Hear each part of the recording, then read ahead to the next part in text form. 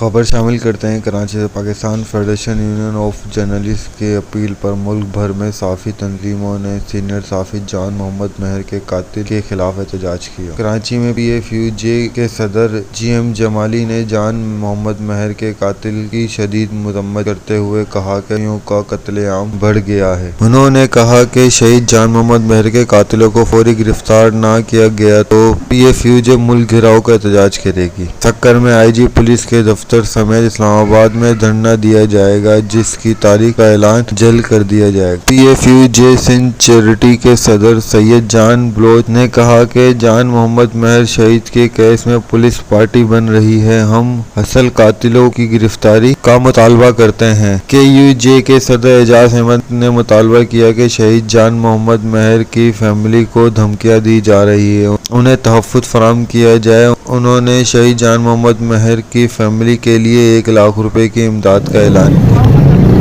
और जितने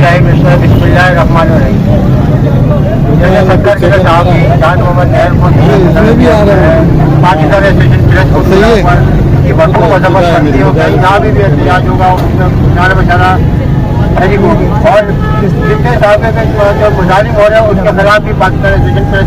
हमेशा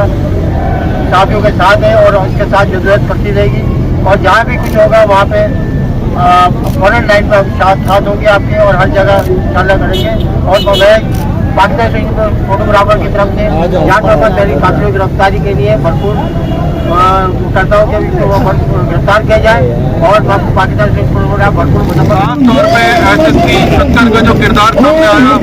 जब एक साथी को जो है वो